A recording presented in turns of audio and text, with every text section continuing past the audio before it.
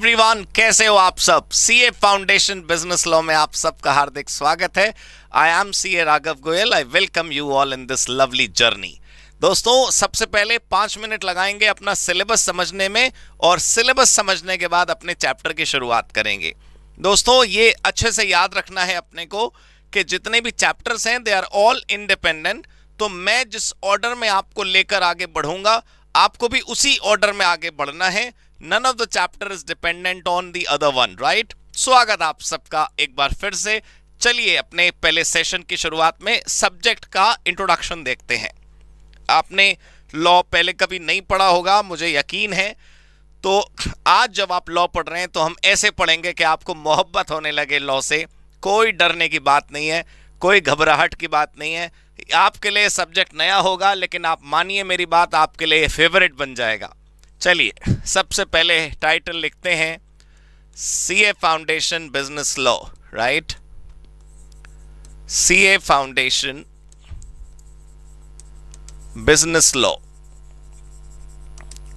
CA foundation business law, right. तो कुछ बड़ी बातें और सब्जेक्ट इंट्रोडक्शन करने की ज़रूरत हमें बहुत है, इससे पहले कि हम कोई भी चैप्टर की शुरुआत करें, राइट। सबसे पहले आपको ध्यान रखना है कि ये एक 100 मार्क्स पेपर है। यानी कि मेरा कहने का मतलब है कि इसमें कोई 2 पार्ट नहीं है कि 50 नंबर में ये हो या 50 नंबर में वो हो। किसी ज़माने में ऐसा होता था कि लॉ के साथ साथ बीसीआर होती थी, बिजनेस करस्पॉन्डेंस एंड रिपोर्टिंग। अभी कुछ नहीं होता ऐसा। सीए फाउंडेशन का लॉ 100 मार्क्स का लॉ है। हमें पूरा का पूरा अपना फोकस लॉ पर देना है। हमारी कोई अटेंशन हमें डाइवर्ट नहीं करनी। हम जिधर हैं बस हम उधर ही रहने वाले हैं। 100 नंबर का बिजनेस लॉ, राइट। दूसरी बात आपको ये ध्यान रखनी है कि आपका पेपर सब्जेक्टिव है, यानी कि कोई मल्टीपल चॉइस क्वेश्चन आपके एग्जाम में नहीं आने वाले। आपको बता दूं कि आपके सीए फाउंडेशन में आप जानते ही होंगे 2 सब्जेक्ट आपके ऐसे हैं जो ऑब्जेक्टिव हैं और 2 सब्जेक्ट सब्जेक्टिव हैं। आपका मैथमेटिक्स यानी कि क्वांटिटेटिव एप्टीट्यूड एंड इकोनॉमिक्स, ये 2 ऑब्जेक्टिव्स हैं, और अकाउंट्स एंड लॉ ये आपका सब्जेक्टिव है। तो क्योंकि जो ये सब्जेक्टिव पेपर है इसमें आपको एग्जाम में लिखना है, तो यहाँ पर हमें आज से ही एक कसम खा लेनी है, अपने आप से एक वादा कर लेना है, रोजाना के लिए ये प्राण प्रतिज्ञा ले लेनी है कि हम केवल लिखेंगे, केवल लिखेंगे, केवल लिखेंगे। दोस्तों, मेरे किसी भी चैप्टर के अंदर अगर कोई लिखा लिखाया प्रेजेंटेशन आपको दिखाई भी दे तो भी आपको उसको अपने हाथों से लिखना ही है। मैं खुद लिखूं वो भी आपको लिखना है, मैं दिखाऊं लिखा हुआ वो भी आपको लिखना है। Everything we have to write. Why? Because we have to write in the main exam. दोस्तों, आपको जो काम एग्जाम में बैठकर करना है वही काम करने की प्रैक्टिस हमें अपने रोजाना के डेज में करनी है।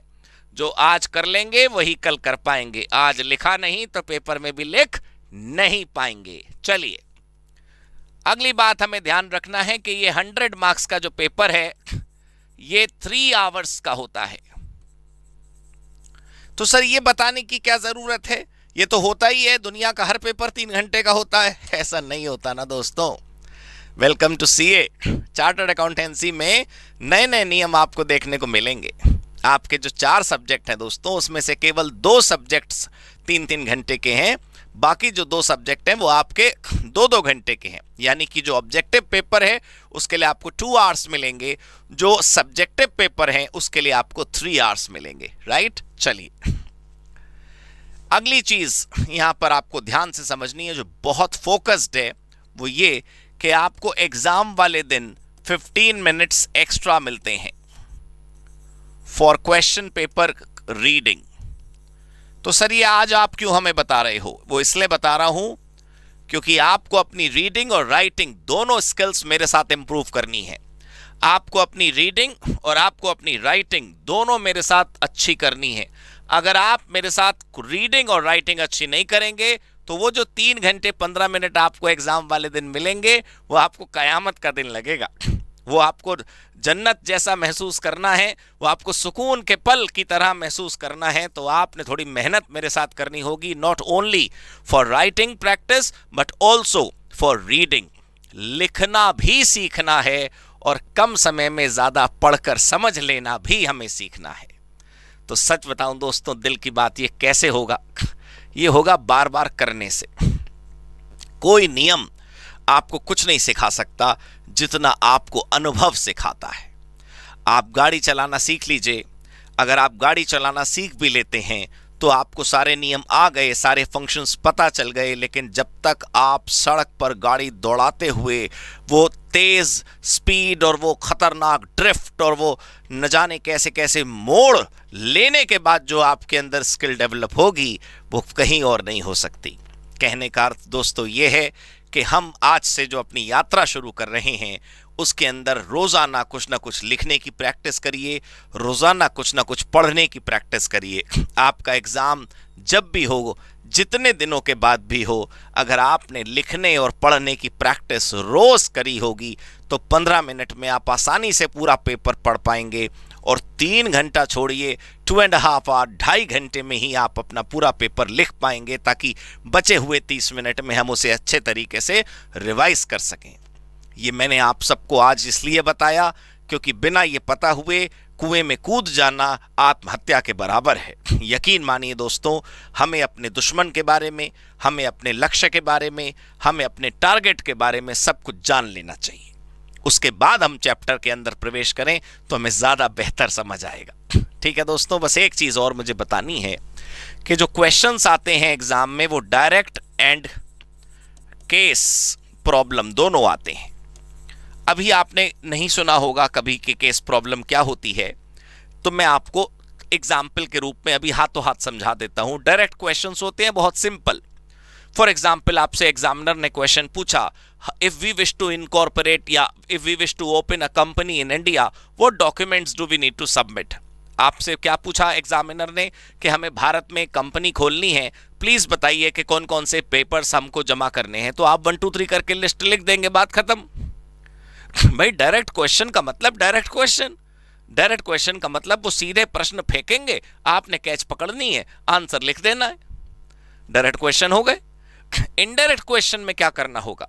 इनडायरेक्ट क्वेश्चन में एक सिनेरियो दिया होता है, अनसीन पैसेज की तरह। एक राम था, उसने मोहन से सामान खरीदा।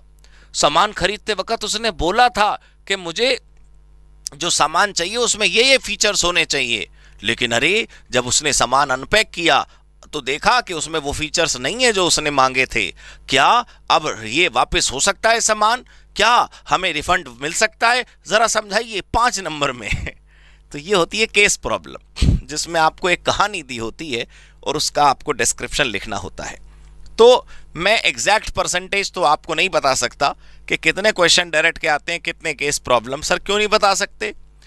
पहले का पुराना कोई पेपर नहीं है सर, सब कुछ स्कैटर्ड है।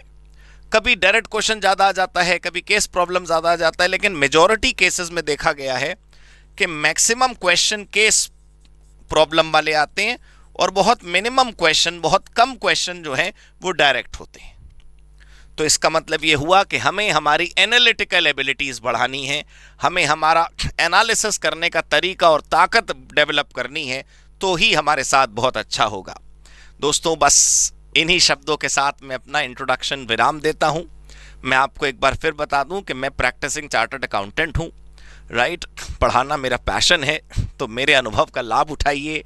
और चलिए शुरू करते हैं हमारे इस टोटल जो सीए फाउंडेशन का बिजनेस लॉ है उसका सिलेबस लिखकर उसमें से एक चैप्टर की हम शुरुआत करते हैं। हेडिंग लिखते हैं पहले, सिलेबस कंटेंट्स। आइए दोस्तों, सिलेबस का ऐसा है कि आपको सब कुछ ऐसा पढ़ा दिया जाएगा कि आप एक बिजनेस को रन करने के लिए जितने जरूरी कानून बेयर टू मिनिमम चाहिए वो आपके पास नॉलेज बिल्ड बैंक में आ जाएंगे, वो आपके यहां दिमाग में बस जाएंगे। देखिए, जो वैरायटी ऑफ चैप्टर्स आपके कोर्स में है वो केवल आपको फाउंडेशन में मिल रही है। सीए फाउंडेशन के बाद जब आप सीए इंटर में जाएंगे तो आपको एक अकेला चैप्टर ही 60 नंबर में पढ़ना है, जिसका नाम है कंपनी लॉ। तो ये जो वैरायटी आपको यहां मिली है उसे एंजॉय करिए। सारे चैप्टर्स लॉ से रिलेटेड हैं, लेकिन आपको वो नहीं पढ़ना है जो सिनेमा में दिखाया जाता है, ताज़रात हिंद की दफ़ा 302 के तहत ये अदालत फैसला सुनाती है कि we are not studying criminal laws, right, we are studying business laws.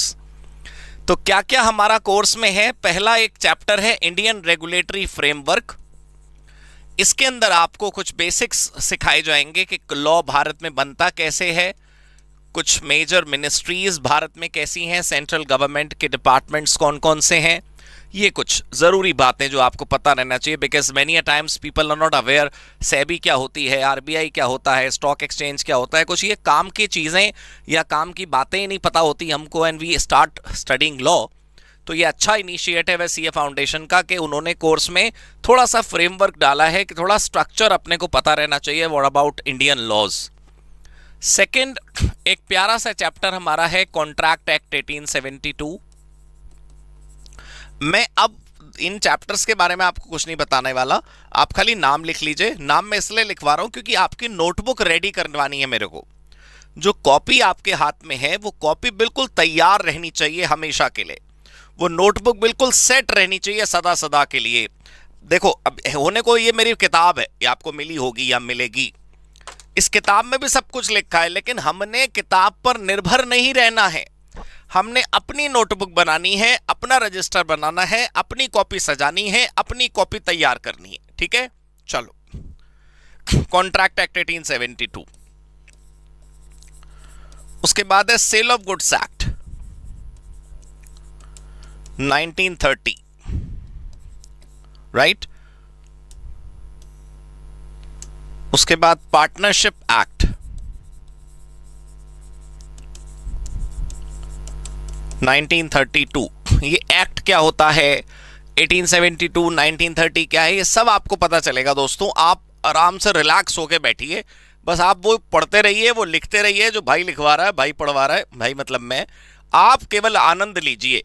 आपके अंदर लॉ ऐसा बस जाएगा कि पेपर वाले दिन आंसर्स की उल्टी करेंगे, आप देखिएगा, प्रश्न देखा, अल्लाह भाई आंसर तैयार, ठीक है। आप अपने दिमाग में स्ट्रक्चर मत सेट करिए कि पहले ये पढ़ाया जाएगा, फिर ये पढ़ाया जाएगा, फिर ये पढ़ाया जाएगा, sorry, right, let me decide and do this for you. चलिए, पार्टनरशिप के बाद लिखेंगे limited liability partnership. Limited liability partnership act 2008। 6, companies act 2013। Companies act 2013। 7th, negotiable instruments act 1881। ठीक है दोस्तों, तो ये है हमारा टोटल कंप्लीट सिलेबस, जिसके अंदर हमारे पास 7 चैप्टर्स हैं। ये है पूरा सिलेबस अपना। इसको आपने अपनी नोटबुक पे जैसे मैंने लिखा है वैसे ही लिखना है, राइट। क्योंकि हम क्या करते रहेंगे ना, जब कोई चैप्टर पूरा होगा तो एक टिक लगाएंगे, उसके क्वेश्चंस हमने कर लिए तो दूसरा टिक लगाएंगे, उसका रिवीजन हमने कर लिया तो तीसरा टिक लगाएंगे, हम ये टिक आगे लगाते चले जाएंगे उनके नाम के आगे। ये हमने चैप्टर पढ़ लिया, हमने रिवीजन कर लिया, हमने क्वेश्चन आंसर्स कर लिया, हमने समरी कर ली, तो ये सब कुछ हम आगे करते चले जाएंगे। आप अपने नोटबुक पे सिलेबस लिख लीजिए। Now we are starting the batch with this Contract Act 1872, right? We are not starting the batch with Indian regulatory, sale of goods, partnership, LLP, company or negotiable. Every chapter is 100% absolutely independent. और किसी बच्चे को लगता हो कि Indian regulatory framework के बिना ये सब कुछ समझ नहीं आएगा, तो वो गलत फहमी में ना रहे। जिस स्कीम में आप पढ़ाई कर रहे हैं, जो सिलेबस आपका है, ये इस बार ऐसा है। जो पुराना बच्चा सीए फाउंडेशन का था उनसे पूछिए, ये इंडियन रेगुलेटरी नाम का कोई चैप्टर आपका कोर्स में नहीं था। You used to have only this one, right. तो मैं प्लीज आपको मैं वादा करता हूं, सेक्शन क्या होता है, लॉ क्या होता है, एक्ट क्या होता है, ब्ला ब्ला ब्ला, आई टेल यू एवरीथिंग, ठीक है। मैं फिर बता दूं आपको कि जब आप आंसर लिख रहे होगे पेपर में, तो आंसर फूट फूट के आपके बाहर से निकलेगा, and you will be able to write it flawlessly. कोई गलती नहीं करोगे आप, स्मार्टली लिख लोगे। लेकिन दोस्तों, प्रॉब्लम यह है कि थोड़ा सा मेरे हिसाब से सीरियल ऑर्डर मेंटेन करिए। पहले सीन में ही पिक्चर में क्लाइमैक्स नहीं आता है, ठीक है। थोड़ा पिक्चर उठाइए, थोड़ा आगे बढ़िए, जब तक आप इंटरवल में पहुंचेंगे, यानी कि जब तक आप 50% सिलेबस पे पहुंचेंगे, आपको बूस्टर फील आने लगेगा। आपको ऐसा लगेगा भाई बस आ गई ताकत अपने अंदर, ठीक है, हम फोड़ देंगे पेपर को।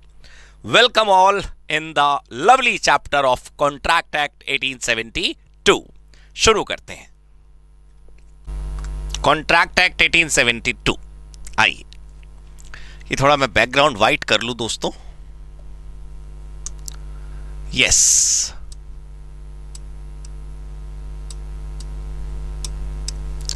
चलिए लिखते हैं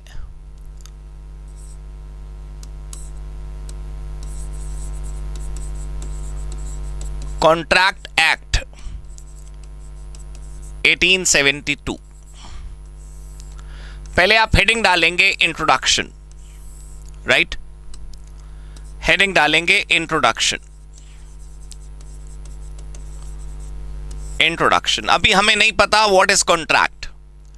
अभी हम नहीं जानते कॉन्ट्रैक्ट क्या होता है, एक्ट क्या होता है, 1872 क्या होता है, हमें कुछ नहीं पता। सिंपल बात करिए please, very simple. Introduction, right. Point number 1,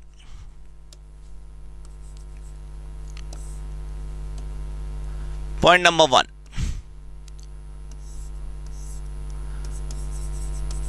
human life हैं। हम तो कॉन्ट्रैक्ट एक्ट पढ़ने आए थे, ह्यूमन लाइफ कहां से आ गई? तुम्हें क्या करना यार? मैंने कहा ना, follow me, if you follow me marks will follow you. तू जहां जहां चलेगा तेरे नंबर साथ होंगे। I, human life is full of obligations। Human life भरी पड़ी है किससे? जिम्मेदारियों से। सर क्या लिखवा रहे हो? प्लीज लिखो। एक मानव जीवन के अंदर यदि तुम झांक कर देखोगे तो तुम्हें तरह तरह की जिम्मेदारियां तुम्हारी ऊपर मंडराती हुई मिलेंगी। तुम्हारे कंधों पर वजन तुम्हें नजर आएगा जिम्मेदारियों का। बच्चा कह रहा है नहीं मेरे पे तो जिम्मेदारी नहीं है। अरे भाई, तो जिम्मेदारी बहुत प्रकार की हो सकती है। If you are captain of your cricket team in your school और कॉलेज, तो तुम्हारे ऊपर जिम्मेदारी है कि तुम अपनी टीम को खिलवाओ, जितवाओ। भाई बात समझने की कोशिश करिए कि वो आप की जिम्मेदारी का मतलब ये नहीं है कि 4 लोगों का ख्याल आपने रखना है। जिम्मेदारी का मतलब ये नहीं कि किसी का पालन पोषण आपने करना है। ओब्लिगेशन, जिम्मेदारी can be of any kind, right, किसी भी प्रकार का हो सकता है। पॉइंट 2, ये जिम्मेदारियां आती कहां से हैं? क्या कहीं पर बादल होता है जिसमें से बरस रही होती हैं ये जिम्मेदारियां? भाई क्या पता ऐसा होता हो? इतना बड़ा दुनिया है, इतने सारे देश हैं, क्या पता किसी पहाड़ी पर, किसी आइलैंड पर, किसी नदी किनारे, किसी समुद्र के बीच में हम बैठ जाते हैं और जिम्मेदारियों की ऐसे बारिश हो रही होती है और हमारी झोली में भर जाती हो। ऐसे तो होता नहीं। कैसे पैदा होती हैं फिर ये जिम्मेदारियां? ओब्लिगेशंस arise because of promises we make।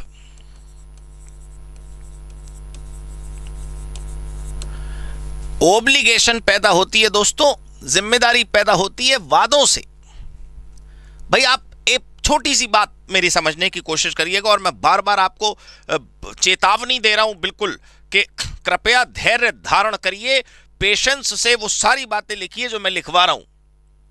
अगर इन किताबों के पन्ने आपने पलटने शुरू कर दिए पहले दिन, तो कुछ समझ नहीं आने वाला। वही होगा जो मेजॉरिटी के साथ हो रहा है। लोग कहते हैं ना सीए का रिजल्ट खराब है, सीए का रिजल्ट बहुत कम आता है, बहुत रिड्यूस्ड रिजल्ट है। रिड्यूस्ड रिजल्ट क्या होता है? कुछ नहीं, सही पढ़ के मेजॉरिटी जाती नहीं तो फेल हो जाती है। तुम वो मत करो जो दुनिया गलती कर रही है, तुम सिर्फ फोकस से यहां पर मेरी बात समझो। तुमने पड़ोसी ने तुमसे पूछा कि हमारी गाड़ी यार खराब है, जरा आप बिट्टू को छोड़ाओगे हैं स्कूल प्लीज। आप मान लो कह देते नहीं, I am getting late for my classes, sorry. मतलब आपके पास अच्छा खासा समय, आप उसको ड्रॉप करके भी कोचिंग जा सकते थे, लेकिन आपने पड़ोसी को साफ मना करा, भाई नहीं मैं तो नहीं जा सकता, I am getting late for my coaching. तो क्या होगा? पड़ोसी नाराज होगा बस इस बात से कि आपने मना कर दिया। वो 100 लोगों को बताएगा पड़ोस वाले शुक्ला जी है ना, बच्चे को स्कूल छोड़ने से मना कर दिया, बताओ वहीं जा रहे थे रास्ते में स्कूल पढ़ता, हालत देखो आप। यही तो होगा। लेकिन आपने पहले वादा कर दिया, अरे हाँ हाँ क्यों नहीं, वाई नॉट। अब आपके दिल में दर्द हो रहा है क्योंकि आप कोचिंग के लिए लेट हो रहे हो, पहले बच्चे को स्कूल छोड़ के आओ स्कूल के गेट तक, और स्कूल अंदर किसी कॉलोनी में जाकर है। तो अब आपने मान लीजिए स्कूल छोड़ा, 5 मिनट देरी हो गई स्कूल छोड़ने में, पड़ोसी अब टेंशन दे रहा है आपको, रात को आपस से बात कर रहा है, लेट हो गए थे सुबह आप ना बच्चे को स्कूल छोड़ने में। बताओ मेरा कहने का मतलब क्या है, पहले ही ना कर दो तो ज्यादा सही है। पहले हाँ कर दो और फिर परफॉर्म ना कर पाओ तो ज्यादा कलेश है। तो जिम्मेदारी टपक कर हमारे सिर पर आती नहीं है, हम आवाज देकर उसे बुलाते हैं। हम कहते हैं, वादा करते हैं सामने वाले से, हाँ हम तेरे बिट्टू को स्कूल छोड़कर आएंगे, हमने वादा किया, इसलिए हमारे सिर पर ओब्लिगेशन आती है। समझे सर आप? पक्का क्लियर? चलो आगे पढ़ते हैं। Promises which we make, promises which we make, वादे जो हम करते हैं, can be of 2 types, वादे जो हम करते हैं वो 2 प्रकार के होते हैं, can be of 2 types। पहला which can be taken to court,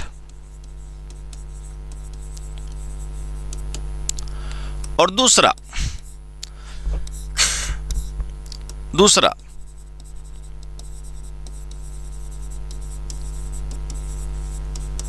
which cannot be taken to court।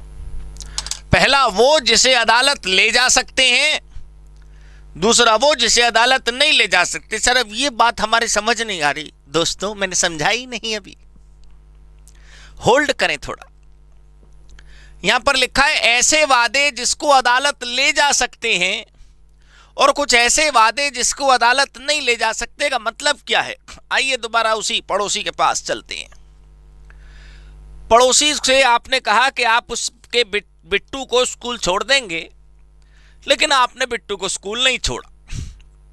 आधे रास्ते में आपका मन किया, कह रहे यार वैसी बड़ा ट्रैफिक है यार, हैं ऑफिस भी नहीं जाते, और क्योंकि हम जाते नहीं तो सॉरी बिट्टू को भी नहीं छोड़ सकते, तो आप वापस आ गए, बिट्टू को पड़ोस वाले के घर पे छोड़ दिया, यानी कि जिसका बिट्टू था उसके घर पर आपने उसे छोड़ दिया। और आपने कहा अरे यार वो मैं ना आधे रास्ते से मेरा मन नहीं करा आगे जाने का, वो वापस आ गया। पड़ोसी कह रहा भाई साहब आप बिट्टू को स्कूल नहीं छोड़ के आए? अरे यार हमें बता देते, हम छोड़ देते, मना कर देते, आपको नहीं जाना था, है ना? आ गई वही बात। पड़ोसी आपसे कह रहा मना कर देते, लेकिन आप तो ठहरे, वो क्या कहते हैं उसे, पता नहीं क्या, सत्यवान। आपने तो वादा निभाने का प्रण ले रखा था, आधे रास्ते आपका मन नहीं करा इसलिए आप वापस आ गए। पड़ोसी कह रहा है ऐसा है कि आपने मेरे बिट्टू का आज स्कूल मिस करवाया, आपकी वजह से मेरा बच्चा आज जो पढ़ाया जा सकता था स्कूल में वो नहीं पढ़ पाया, मैं आपके खिलाफ अदालत में केस करूंगा। हमने कहा अच्छा लाला जी हैं, हमारे खिलाफ अदालत में केस करोगे? जाओ जरा केस करके आओ, अदालत में मिलेंगे। हमारा पड़ोसी पहुंच गया अदालत। हमारे पड़ोसी को थोड़ा लॉ उसने ज्यादा ही शौक में सीरियस ले लिया। अब वो अदालत चला गया। साहब, जज साहब, point to be noted my Lord. जज ने पूछा हाँ भाई बताओ क्या मुद्दा है। वो कह रहा मेरे पड़ोसी ने जज साहब क्या बताऊं कैसा धोखा दिया, सुबह बाइक पे बिठा के मेरे बेटू को ले गया कि स्कूल छोड़ूंगा, और जज साहब देखो आधे रास्ते में बावला आदमी वापस आके कह रहा मेरा दिल नहीं कर रहा आगे जाने का, तो मैं नहीं जा रहा अब स्कूल, मैं नहीं ड्रॉप कर पाऊंगा। अब बताओ जज साहब बात गलत है ना? जज ने पूछा है भाई तुम इनके बच्चे को स्कूल नहीं छोड़ने गए? हमने कह दिया हाँ साहब नहीं छोड़ने का, हमारा मन नहीं करा, हम नहीं गए, बात खत्म। जज कह रहा है क्या मतलब? हमने कहा भाई हमारी ड्यूटी थोड़ी है जज साहब, हम तो इनकी मदद कर रहे थे, मदद नहीं हो पाई, सॉरी, बात खत्म। आपके दिल को चोट पहुंची, हम क्षमा चाहते हैं, बात खत्म। जज कह रहा हाँ बात तो यार तुम ठीक कह रहे हो, तुमने कोई इनकी नौकरी थोड़ी कर रखी है बिट्टू को छोड़ने की, हम कोई स्कूल वैन के ड्राइवर हैं क्या जो हमारा कानूनन धर्म है हम ये बच्चे को स्कूल छोड़ कर आएंगे? हम मदद कर रहे थे, मदद हो पाई हो गई, मदद नहीं हो पाई नहीं हुई, बात खत्म। तू केस कर देगा हमारे ऊपर। अदालत ने 4 बातें उसको और सुनाई जिनने हम केस कर दिया था हमारे खिलाफ। अब बताइए, ये वादा हम ही ने तो करा था पड़ोसी को, हम बिट्टू को छोड़ाएंगे। ये वादा हम ना करते तो कलेश होता ही ना। ये वादा हमने किया, और हमारे वादा करने के बाद दोस्तों वो पर्टिकुलर पड़ोसी कचहरी चला गया हमारे खिलाफ, हमारा वादा न पूरा होने की वजह से। तो क्या हो गया? कुछ नहीं, क्योंकि वो एक ऐसा वादा था मान्यवर जिसे अदालत में लेकर नहीं जा सकते थे। सर मान लो ये राइटिंग में होता, मान लो सर हमने आपस में एक दूसरे के साथ स्टाम्प पेपर पे एग्रीमेंट साइन किया होता, सब बताऊंगा ना। थोड़ा धैर्य रखो, ठंड रखो, धीरे धीरे आगे बढ़ो। सीन 2। दो दोस्तों ने आपस में एक बिजनेस प्लान बनाया। क्या था बिजनेस प्लान? कि वो दोनों मिलकर बैंक लूटेंगे। एक आदमी अंदर जाके चोरी करके लाएगा और दूसरा आदमी बाहर पहरा देगा। ठीक, एक चोर जो है, मतलब दोनों दोस्त, एक बैंक के अंदर चला गया, बैंक के अंदर या घर के अंदर कहीं भी, मतलब चोरी करने चला गया अकेले, सामान पोटली में भरने लगा, थैले में भरने लगा, बाहर वो पहरा दे रहा है, कोई आ तो नहीं जाएगा। इन दोनों में ये डिसाइड हुआ कि क्योंकि दोनों की इक्वल मेहनत है, जो भी पैसा ये चोरी से प्राप्त करेंगे वो बराबर बराबर बांट लेंगे, पार्टनरशिप। अब क्या हुआ? बहुत देर हो गई यार, 2 घंटा, 3 घंटा, 4 घंटा, 6 घंटा, सूरज उदय होने का समय हो गया। अब जो बाहर पहरा दे रहा था उसने कहा अंदर जाके देखूं, ये तो दोस्त बदमाश आया ही नहीं बाहर। पता चला वो तो उधर की दीवार तोड़ करके उधर से भाग गया अकेले, यानी कि धोखा करा उसने। जो वादा किया वो निभाया नहीं। किसने? हमारे दोस्त ने। हमने एक दूसरे से वादा किया था कि हम जो कमाएंगे वो आधा आधा बांटेंगे, और इस बात से आहत होकर, चोट पहुंचकर, दुखी होकर, परेशान होकर ये वाला दोस्त पहुंच गया माननीय अदालत। जज साहब के पास जाकर बोला, जज साहब दुहाई हो, मेरे साझेदार ने धोखा दे दिया, जज साहब मेरे साथ बुरा हुआ। जज पूछ रहे हैं, अच्छा क्या बिजनेस है तुम्हारा, क्या धोखा दे दिया, डिटेल में बताओ। अब उसका दिमाग घूम गया, वो कह रहा मैं क्या बताऊं किस बात की पार्टनरशिप थी, चोरी का धन बांटने की पार्टनरशिप। अब इनको जाकर क्या बताऊं कि हमारा business was to steal money from homes and banks. वो कह रहा नहीं नहीं जज साहब छोड़ो, मेरा दिल नहीं कर रहा दोस्त पर केस करने का, मैं जा रहा हूं, बाय। बताओ क्यों? अदालत में क्यों नहीं हिम्मत हुई लड़के की बोलने की? बड़ा चिल्ला चिल्ला कर आया था ना अदालत में, जज साहब पॉइंट में नोटेड, माय लॉर्ड मेरे साथ धोखा हो गया, देखो जज साहब क्या कुछ करो। क्यों नहीं बोल पा रहा? क्यों? क्योंकि ये वादा ऐसा था कि ये अदालत नहीं जा सकता था। दोस्तों हमारे जीवन में जो जिम्मेदारियां पैदा होती हैं वो हमारे द्वारा करे गए वादों से ही पैदा होती हैं। जिस समय कोई चीज आपके खिलाफ आगे बढ़ रही हो उसे वहीं दमन कर देना चाहिए, उसे वहीं बंद कर देना चाहिए। जो चीज तुम्हारी कल को जिम्मेदारी पैदा कर सकती है उसको वहीं कुचल दो। जो वादा तुम्हें नहीं निभाना वो करो ही मत, लेकिन अगर वादा कर दिया तो चेक करो कि ये वादा कौन से टाइप का है। ये वादा अगर अदालत जा सकता है तो इसे पूरा निभाना, नहीं तो अदालत लपेट देगी तुमको। और अगर ये प्रॉमिस ऐसा है जिसको कोर्ट में नहीं ले जाया जा सकता, फिर तो तुम भी बंटी बबली हो जाना, मत फुलफिल करना, कौन तुम्हारा क्या बिगाड़ लेगा। तुम्हारा मन करा मंदिर में दान देने का, तुमने पंडित जी से कहा पंडित जी देखो बात सुनो, कृष्ण जन्माष्टमी पे ना मैं पैसे दूंगा भगवान के कपड़ों के, है ना, बस मैं दिल कर रहा है, ठीक है। अगले दिन तुमने सोचा यार कि इस महीने तो पैसे ही कम आए, कारोबार ही कम हुआ है पंडित जी मैं ना दे नहीं पाऊंगा, आप किसी और से ले लेना, ठीक है। बस हमारा दिल दान दे पाए नहीं दे पाए, हमारा दिल दोस्त की मदद कर पाए नहीं कर पाए, हमारा दिल चोरी के पैसे बांटे नहीं बांटे। देखो चोर को जेल होगी वो अलग बात है, जो चोर बिना पैसे बांटे भाग गया उसको चोरी की जेल होगी, लेकिन धोखाधड़ी की जेल नहीं हो सकती कि साहब तूने अपने साझेदार के साथ धोखा करा। कौन साझेदार, कैसा बिजनेस, ठीक है ना। तो आइए लिखते हैं कि 2 प्रकार के वादे होते हैं, पहला जिनको अदालत ले जा सकते हैं, दूसरा जिनको अदालत नहीं ले जा सकते। चलिए point number 4,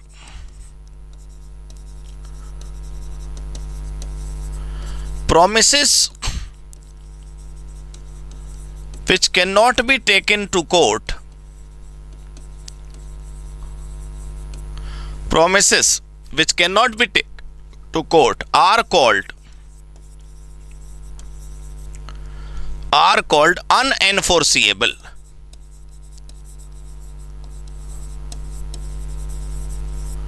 are called unenforceable, उसको बोलते हैं अनएनफोर्सेबल, मतलब उसे एनफोर्स नहीं कर सकते, उसे लागू नहीं कर सकते, उसके लिए अदालत नहीं जा सकती।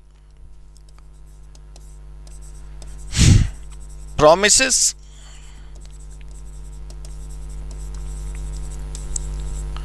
which can be enforced, promise which can be enforced, ऐसे लिखो, promise which can be taken to court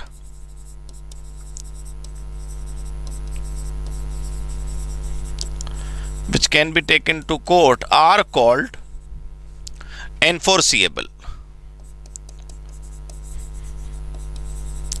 तो एनफोर्सेबल का मतलब क्या हुआ? हम अदालत जाकर अपना अधिकार मांग सकते हैं। अनएनफोर्सेबल का मतलब हुआ हम अदालत जाकर अपना अधिकार नहीं मांग सकते। ठीक है जी, क्लियर हो गई बात? Now we need to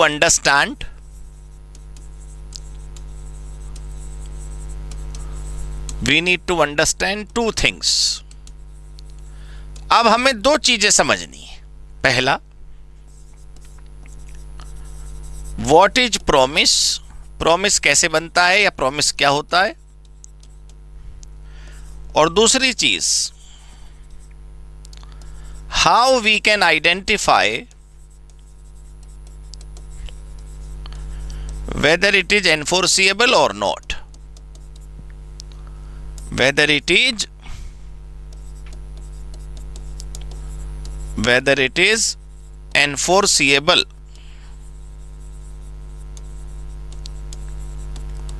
or not। ध्यान से देखेंगे, what is promise and how can we identify whether it is enforceable or not। ये enforceable है या enforceable नहीं है, ये हम कैसे पहचाने? जैसे आपने अभी देखा कि कुल मिलाकर हमारी जिंदगी में होने वाले वादों को दो भागों में बांट दिया गया। पहला वो जिसको अदालत ले जा सकते हैं, अपने अधिकार मांग सकते हैं। दूसरे वो जिसको अदालत नहीं ले जा सकते, जिसके अधिकार हम नहीं मांग सकते।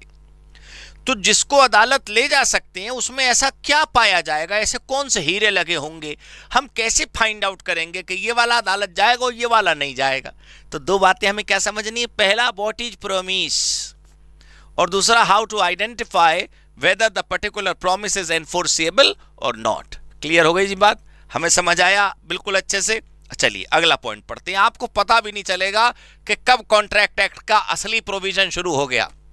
दोस्तों, जिस चीज को पढ़ने में आनंद आएगा उसमें तुम्हें कभी कष्ट नहीं होगा। मैं पूरा इंश्योर करूंगा कि तुम खेल खेल में 100 में से 100 नंबर ले आओ। अरे 100 में से 100 की चाहत करो, 90 आ गए तो भी बढ़िया है ना? आइए चलिए अगला point, point number 7।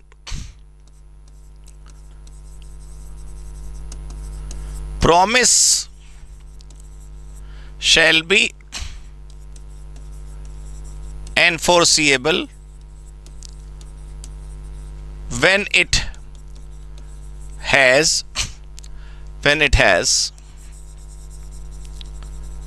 following elements।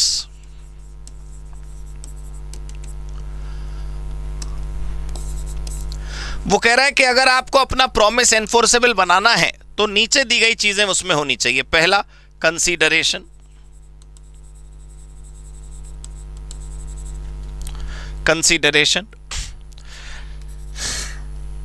Right? पहला बात को समझ आ गया ना, consideration.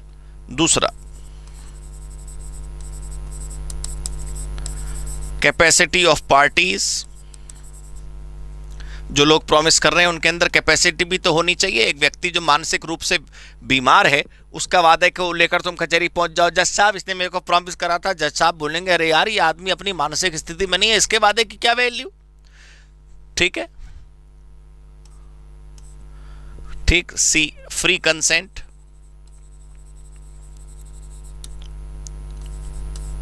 Right? D, legality of object and consideration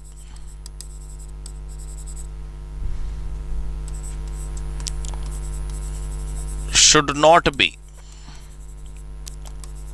impossible, should not be impossible। आप पता है आपकी क्या लिख रहे हो? आप ये लिख रहे हो कि ये चीजें हो ही नहीं चाहिए आपके प्रॉमिस में। आपका प्रॉमिस, आप अगर कभी किताबें पढ़ोगे ना तो आपको नजर आएगा एक मशहूर line, agreement enforceable by law is called contract. उस पर अभी हम नहीं पहुंचे हैं। अभी हम सिंपल लाइन आपको बता रहे हैं कि ये सारे गुण पाए जाएंगे तब चीज अदालत जाएगी। अगर ये सारे गुण नहीं पाए जाएंगे तो फिर अदालत ये चीज नहीं जा पाएगी। ये समझने की कोशिश करिए। आप सबसे पहले ये समझिए, आपने किताबों में जो लाइनें लिखी हैं अगर सिर्फ वही पढ़कर काम हो जाता तो हम मास्टरों की तो आवश्यकता ही समाप्त थी। मेरी बातों को किताबों से एकदम से मैच मत करिए।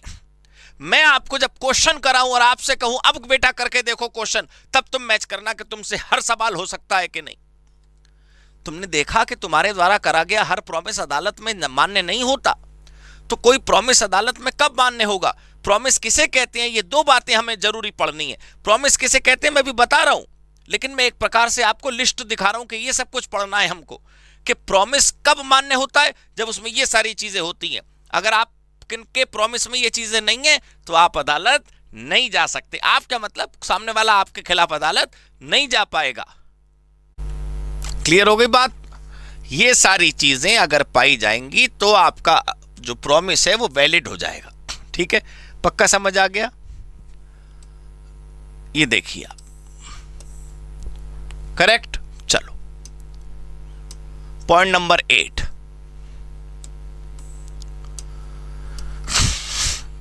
Point number 8।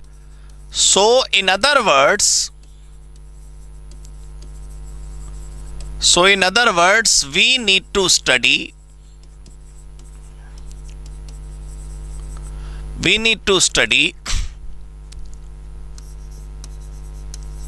meaning of promise, meaning of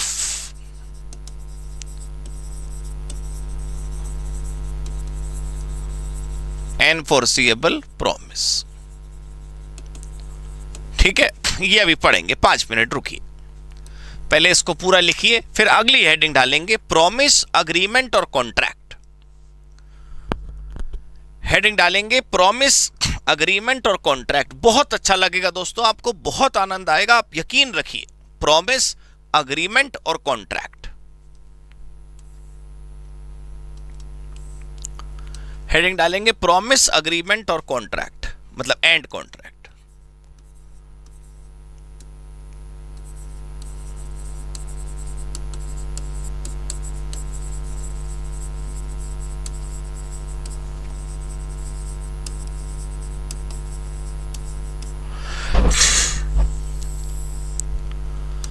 promise, agreement and contract, ये तीनों शब्द ऐसे देखने से लगते हैं जैसे ये एक जैसे। ये एक जैसे नहीं है, इन पर हम चर्चा करेंगे, लेकिन मैं पहले बातें कुछ क्लियर कर दूं। लिखिए, promise,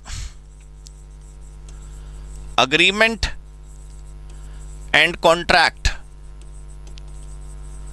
all convey similar kind of meanings। convey मतलब मैसेज देना। promise, agreement and contract all convey similar meaning, but they all are technically different। But they all are technically different।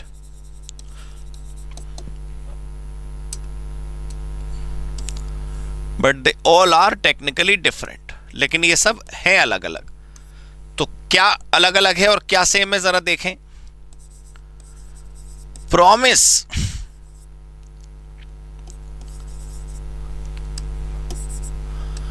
If made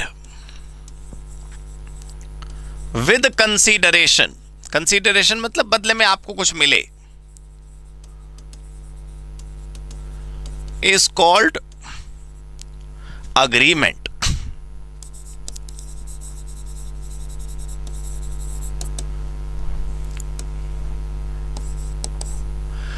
अब point number 2 समझिए आप, यहां पर क्या लिखा है। प्रॉमिस यदि कंसीडरेशन के साथ करा जाए तो बस उसे प्रॉमिस नहीं कहते, उसका प्रमोशन हो जाता है, उसे अग्रीमेंट कहते हैं।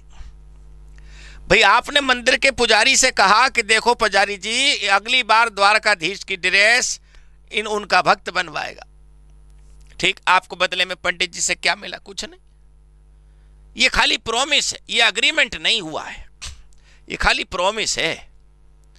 सीन 2, आप मान लो पंडित जी से या मंदिर ट्रस्टीज से, मंदिर की अथॉरिटी से ये डील कर लें कि देखो ऐसा है, मंदिर का इस साल के कृष्ण जन्माष्टमी का सारा खर्चा भाई उठाएगा टोटल, लेकिन देखो ऐसा है, हर दीवार के हर कोने पे लिखा रहना चाहिए राघव गोयल, राघव गोयल, राघव गोयल। हर जगह मेरी कंपनी का विज्ञापन होना चाहिए, हर जगह विज्ञापन भर भर के बिल्कुल चारों तरफ रहना चाहिए कि ये जो वो हो रहा है सब कुछ स्पॉन्सर्ड बाय राघव गोयल है। ठीक है, मेरी कोचिंग का, मेरे सब्जेक्ट का, मेरे नाम का, मेरे कॉन्टैक्ट नंबर का, मेरे ईमेल आईडी, वेबसाइट का खूब प्रचार होना चाहिए। तो ये क्या है? ये प्रॉमिस नहीं है, ये अग्रीमेंट है। आप बदले में कुछ मांग कर रहे हैं, आप बदले में कुछ प्राप्त करने की कोशिश कर रहे हैं, आप चाहते हैं कि सामने से आपको कुछ मिले। यहां पर कंसीडरेशन इन्वॉल्व है, सोचने की कोशिश करें आप।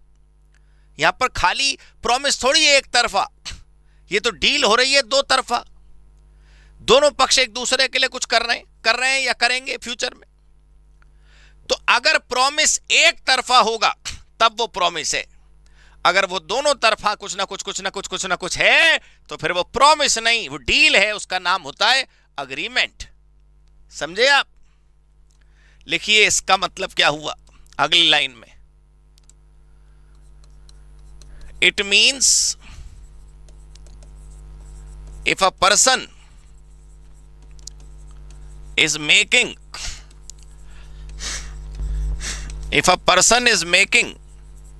voluntary promise, it means if a person is making voluntary promise without taking anything in return,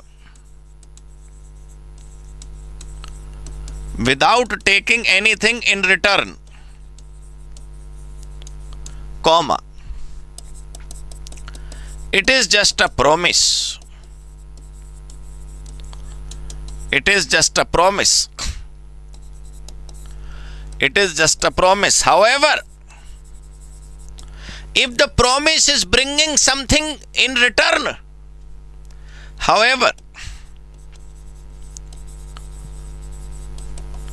if the promise is bringing something in return, अगर बदले में कुछ हमें प्राप्त हो रहा है, if the promise is bringing something in return, तो क्या होगा बताइए? If the promise is bringing something in return, comma,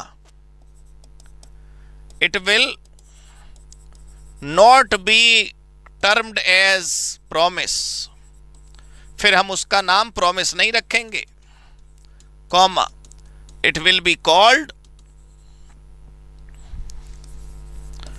an agreement. Right? It will be called an agreement. तो प्रॉमिस की तरह अग्रीमेंट भी दो प्रकार के, कुछ वो जो अदालत जाते हैं और कुछ वो जो अदालत नहीं जाते। तो सर अदालत कौन से वाले जाते हैं? यही वाले। अगर आपके अग्रीमेंट में ये सब कुछ हो, अगर आपके द्वारा करे गए समझौते में ये सब कुछ होगा तो आप उस अग्रीमेंट को कोर्ट ले जा पाएंगे। अगर आपके अग्रीमेंट में सब कुछ नहीं होगा तो आप उसे कोर्ट नहीं ले जा पाएंगे। पॉइंट नंबर 5 पर आइए।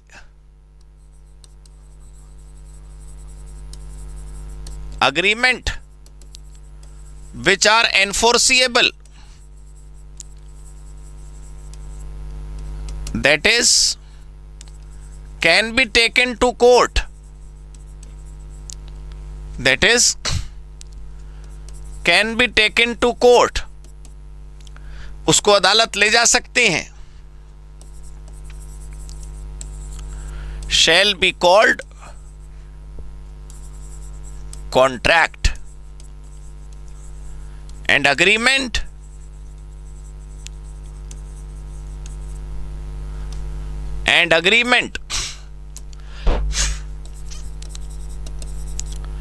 which cannot be taken to the court means which are not enforceable.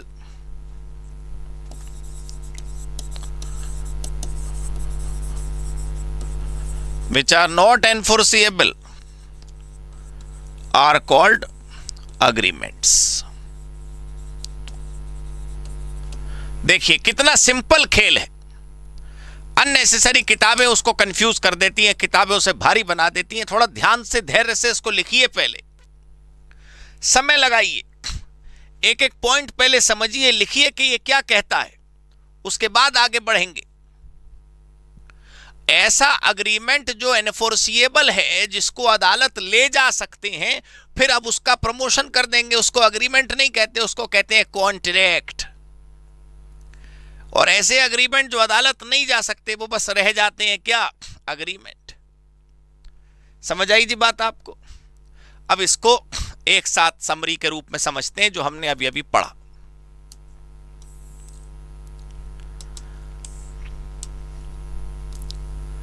ध्यान से देखेंगे।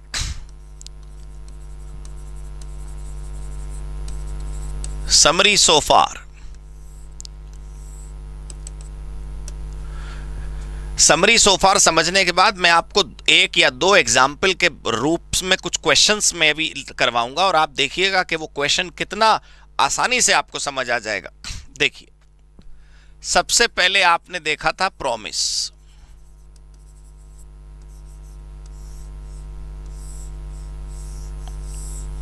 राइट? प्रॉमिस, ये प्रॉमिस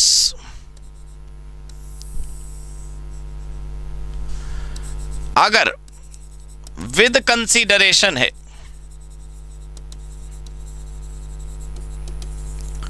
तो हमने एक तरफ रख देना है उसको,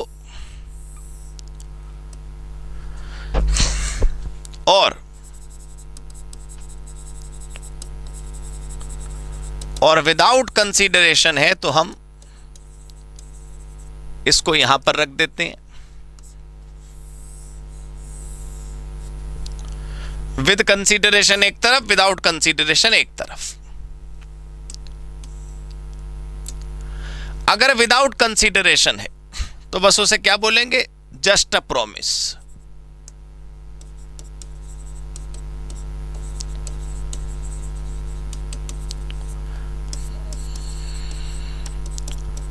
can't go to court,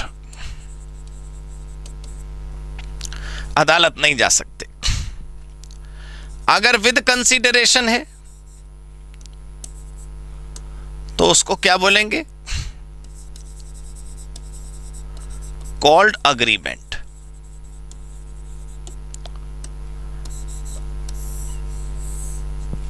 called agreement, right?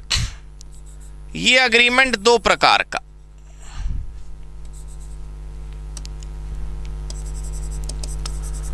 With essential elements. Essential elements मतलब जो ऊपर लिखवाए मैंने आपको, विदाउट एसेंशियल एलिमेंट्स। और ये ध्यान रखिएगा, मैं जो भी लिखवा रहा हूं, वादा और समझौता मतलब अग्रीमेंट, ये सब कुछ ओरल और राइटिंग कुछ भी हो सकता है। आप रेस्टोरेंट में जाकर दाल मखनी का ऑर्डर दीजिए और वो पनीर टिक्का ले आए दाल मखनी की जगह, और आप उसको बोले हमने तो दाल मखनी बोली थी, वो आप बहस करते रहो। कोई राइटिंग में अग्रीमेंट थोड़ी होता है आप दो लोगों के बीच में, वो तो बस अपने पास लिख के ले जाता है। तो क्या वो अग्रीमेंट गैर कानूनी हो गया, इनवैलिड हो गया? नहीं ना। कितनी जगह ओरल अग्रीमेंट चल रहे हैं। ओरल अग्रीमेंट्स को अदालत में साबित करना मुश्किल होता है, लेकिन वो इनवैलिड नहीं होता है। ठीक है, खैर हम आगे बात करेंगे। विदाउट एसेंशियल एलिमेंट्स, अगर आपके एग्रीमेंट में एसेंशियल एलिमेंट्स हैं, एसेंशियल एलिमेंट कौन से, अरे ऊपर लिखे तो थे, फ्री कंसेंट नाम का, कैपेसिटी नाम का, legality of object and consideration, should not be impossible, ऐसे कुछ शब्द लिखे थे ना हमने। वो अगर एसेंशियल एलिमेंट्स होंगे तो उसको क्या कहा जाएगा, ऐसे एग्रीमेंट को क्या कहा जाएगा, कॉन्ट्रैक्ट। और इसको क्या कहा जाएगा, केवल agreement.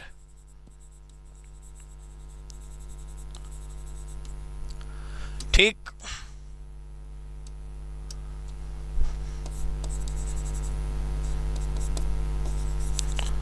Can't go to court, ठीक है, can be taken to court. तो अब अगर हम अंग्रेजी में बात करें तो ऐसा अग्रीमेंट जो एनफोर्सेबल है, ऐसा अग्रीमेंट जिसे कोर्ट में ले जा सकते हैं, उसे कॉन्ट्रैक्ट कहते हैं। देख लो आप, हमारे द्वारा करे गए वादे दो प्रकार के, एक विद कंसीडरेशन, एक विदाउट कंसीडरेशन। विद कंसीडरेशन वाले प्रॉमिस को प्रॉमिस नहीं कहते, उसे कहने लगते हैं अग्रीमेंट। वाओ। और ऐसा प्रॉमिस जिसमें कंसीडरेशन नहीं है, जो विदाउट कंसीडरेशन है, उसको बोलते हैं केवल जस्ट अ प्रॉमिस। कोई अदालत नहीं जा सकता आपके खिलाफ, बेफिक्र रहिए, बदले में उसने कौन सा हमें ड्यूटी के पैसे दे रखे हैं। अब अगला देखें आप, अग्रीमेंट अगर हमने बनाया है, मतलब दोनों तरफा कुछ ना कुछ है, कंसीडरेशन है, तो अग्रीमेंट के अंदर वो स्पेशल वाले गुण हैं कि नहीं, legal, possible, capacity, free consent, वो जो ऊपर आपने देखा था, अगर वो सब हैं तो आप कोर्ट जा सकते हैं। तो ऐसे अग्रीमेंट को जिसको कोर्ट ले जा सकते हैं, अंग्रेजी में बोलते हैं एनफोर्सिएबल या फिर कॉन्ट्रैक्ट, और वरना खाली अग्रीमेंट है। समझ आई बात आपको? पक्का क्लियर हुई बात? अच्छे तरीके से यहां तक समझ आया आपको? देखिए, इससे पहले कि मैं आपको हेडिंग डलवाऊं व्हाट इज कॉन्ट्रैक्ट, इससे पहले कि मैं आपको कॉन्ट्रैक्ट के चैप्टर में आगे लेकर जाऊं, इससे पहले कि मैं प्रॉमिस शब्द का मतलब आपको समझाऊं, मैं दो बातें आपको करवाना चाहता हूं। पहला, एक तो ये समझ लीजिए कि हमें क्या क्या पढ़ना है, what is promise and what is enforceable promise. Promise किसे कहते हैं और प्रॉमिस को कब अदालत ले जा सकते हैं, यानी कि कंसीडरेशन, कैपेसिटी, फ्री कंसेंट, ये सब कुछ हमें पढ़ना है। मतलब एसेंशियल एलिमेंट्स क्या होते हैं, इंडेक्स पता चल गया हमको। दूसरा, मैं अब आपको दो ऐसे छोटे छोटे प्यारे प्यारे बढ़िया से क्वेश्चंस दिखाता हूं और उनको सॉल्व करवाता हूं आपके सामने। इतना सा जो आपने पढ़ रखा है, सिर्फ इस पर भी आप क्वेश्चन कर पाएंगे। चलिए दो सवाल करते हैं और फिर अपने सेशन को एंड करेंगे। मैं आपको लेके चलता हूं दो क्वेश्चंस की तरफ, from the past year questions, मेरी किताब में मिल जाएंगे आपको वो। उन दोनों क्वेश्चंस को हम एज एन एग्जाम्पल डिस्कस करेंगे और उसका आंसर समझेंगे कि क्या होना चाहिए। और आप महसूस करिएगा कि ये जो क्वेश्चन के अंदर लिखा हुआ है, यदि आपके साथ होता तो आप क्या करते, राइट? Let's see. ये क्वेश्चन है हमारे सामने। हाँ, देखिए, मिस्टर रमेश प्रोमिस टू पे ₹50,000। अच्छा, रमेश भैया ने 50,000 रुपए देने का वचन दिया। किसको? टू हिज वाइफ मिसेस लाली। देखा, प्रॉमिस, हमने अभी पढ़ा कि प्रॉमिस से ही ऑब्लिगेशन पैदा होती है। भैया ने भाभी को 50,000 देने का वादा कर दिया, पता नहीं किस बात के, so that she can spend the sum on her 30th birthday. All right, तो भैया ने भाभी के जन्मदिन पर पैसे देने का वचन दिया है, ठीक है। अब देखना भैया पैसे देने से मुकर जाएंगे। मैं आपको बता दूं, कभी आपको कोई कंफ्यूजन हो, ये सीए फाउंडेशन का क्वेश्चन है, ये आपके एग्जाम में आया हुआ सवाल है। ये लिखा नवंबर 2018 3 मार्क्स, और जो दूसरा क्वेश्चन आपको दिखा रहा हूं मैं, वो भी नवंबर 2018 3 मार्क्स। तो मैं अपने मन से कहीं की कहानी बनाकर नहीं लाया हूं। ऐसे और ये प्रश्न आपके पेपर में आते हैं, देखिए अच्छा लगेगा आपको। तो भैया ने भाभी को 50,000 रुपए देने का वचन दिया। Mrs Lali insisted her husband to make a written agreement. Mrs Lali कह रही है, देखो भाई, ऐसा है, लिखित में अग्रीमेंट करो अगर तुम्हें मुझसे मोहब्बत है तो। Mr Ramesh made a written agreement. मैं आपको यह बता चुका हूं कि राइटिंग और ओरल से कोई फर्क नहीं पड़ता है। भैया ने वादा जितना ओरली करा था उतना ही वैलिड वो था, उतना ही राइटिंग वाला था, और अगर ये इनवैलिड है तो उतना ही वैलिड ओरल है, उतना ही इनवैलिड राइटिंग वाला है। लिखने से वैलिड या इनवैलिड नहीं होता है। The agreement was registered under the law. Ramesh failed to pay. Wow, Ramesh भैया पैसे नहीं दे पाए। मैंने वाओ इसलिए बोला तभी तो तुम्हारी जरूरत पड़ेगी एज अ कंसल्टेंट। भाई तुम चार्टर्ड अकाउंटेंट बनोगे, कल को सलाहकार बनोगे किसी के, तुम किसी को एडवाइजर बन के राय दोगे, तो तभी तो तुम्हारे पास केस आएगा जब ये दिक्कतें होंगी। भैया भाभी को पैसे दे देते, बात ही खत्म हो जाती, तुम्हारे पास झगड़ा आता ही क्यों? तो भैया ने पैसे नहीं दिए।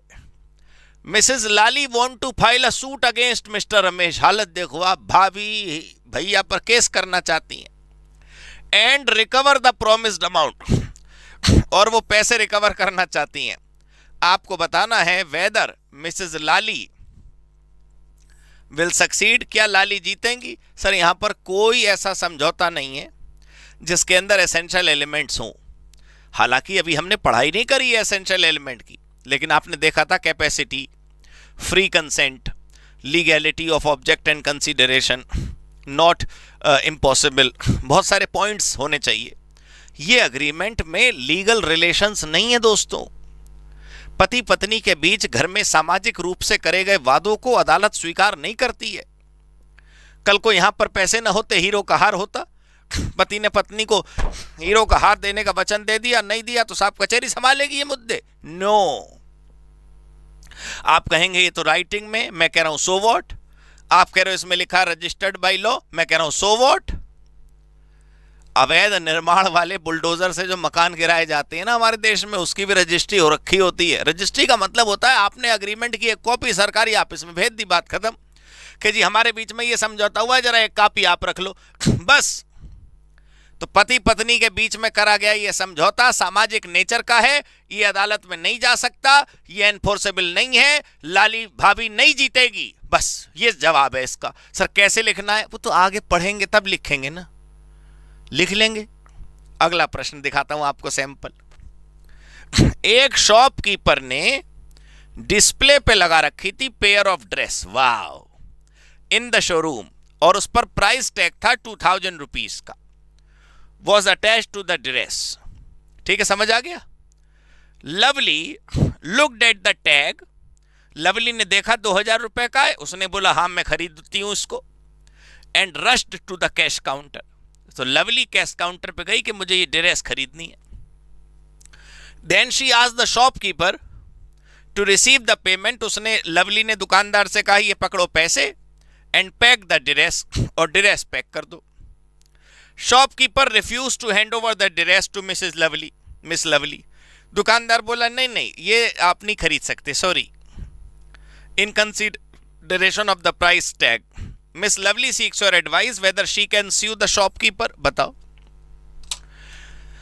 दुकानदार की, सामान दुकानदार का, प्राइस टैग दुकानदार का, मर्जी किसकी चलेगी? दुकानदार की ना। तुम कौन होते हो या बीच में ड्रामा करने वाले? लवली को बताऊं देखो दुख क्या हो रहा है, उसको भी ड्रेस आ गई बहुत पसंद, 2000 रुपए का उस पर लगा था टैग। लवली ने मन बना लिया कि 2000 देकर मैं ये ड्रेस खरीद लूंगी और मैं ये पहनूंगी। दुकानदार ने किसी वजह से मना कर दिया, हो सकता है वो ड्रेस किसी और के लिए रिजर्व कर दी गई हो। आप दुकानदार के ऊपर साहब केस करने कैसे पहुंच जाओगे? तेरी हिम्मत कैसे हुई है मुझे मना करने की, ये मैं खरीदूंगी? ये क्या बात होती है यार? उसकी दुकान, उसकी जमीन, उसका मर्जी, उसका सामान, ये मुद्दा अदालत नहीं जा सकता। यहां पर जो लवली नाम की ग्राहक है वो कचहरी में नहीं लेकर जा सकती दुकानदार को।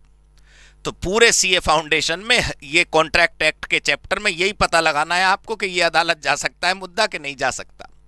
जो अग्रीमेंट, जो प्रॉमिस कोर्ट जा सकता है उसे बोलते हैं एनफोर्सेबल कॉन्ट्रैक्ट, और जो एनफोर्सेबल नहीं होता वो हो जाता है बस अग्रीमेंट या प्रॉमिस। समझ आ गई दोस्तों? बस बहुत बहुत बधाई आपको, आपने आज के सेशन में बहुत मन लगाकर समय दिया, इन सब चीज़ों को हमने समझा। अगली मुलाकात में हम पहली हेडिंग लिखेंगे व्हाट इज कॉन्ट्रैक्ट। तो बहुत सोच समझकर नोट्स बनाइएगा। ये नोट्स आपको आगे पढ़ने हैं, रफ वफ में कुछ नहीं, फ्रेश कॉपी बनानी है, बढ़िया से मेंटेन करना है आपको, ठीक है। Thank you so much, God bless you, good bye. Hello बच्चों, कैसे हैं आप? मैं CA संतोष कुमार। मैंने और मेरी टीम ने डिसाइड किया कि जो क्वालिटी एजुकेशन मैं और मेरी टीम एक पर्टिकुलर एरिया में प्रोवाइड कर रहे हैं, उसको पूरे देश में क्यों न फैलाया जाए at the reasonable cost, under the brand name of COC education private limited. मेरे बच्चों, इस सक्सेस को हमने पाया, कॉमर्स के स्टूडेंट्स किसी भी कोर्स के हो, वो पूरे ऑल ओवर इंडिया में बैठ के हमारे कोर्सेज से बेनिफिट ले रहे हैं या ले चुके हैं। हमें जो दूसरों से अलग करता है वो है हमारा डेली डाउट सेशन। हमारा जो एकेडमिक इंस्ट्रक्टर टीम है, आपके कॉन्टिन्यूस आपके ग्रोथ पे वो नजर बनाए रखता है और आपको कॉन्टिन्यूस बेसिस पे मोटिवेट करना आपको स्टडी के लिए। मेरे बच्चों, कुछ रिव्यूज पूरे ऑल ओवर इंडिया से आए हैं, मैं चाहता हूं कि वो आपसे शेयर करूं। Hello, my name is Anshika and I'm doing CA Intermediate. Ayaz from Bihar, student of COC since class 11th and now in Foundation. I have purchased my CMA Intermediate classes from COC Education. Hi everybody, this is Rahul. I am currently pursuing the CMA finals. मैंने YouTube पर पहली बार संतोष sir का class देखा, उनके पढ़ाने का तरीका मुझे बहुत ही पसंद आया। Very thankful to Santosh sir. He is really a very nice teacher. अगर मैं संतोष सर के टीचिंग स्टाइल के बारे में बात करूँ तो आपको महसूस ही नहीं होगा कि आप वीडियो क्लासेस में बैठो, आप लाइव क्लासेस में बैठो। Santosh sir has cleared all my doubts and he gives a very तगड़ा concept over accounting. Thanks to COC, my concepts are pretty clear, my doubts get clear right away and I'm even able to score a good mark. ये आप भी हमारे साथ join करें और success के path पे आप भी हमारे साथ अपने सपनों को पूरा करें। थैंक यू बच्चों।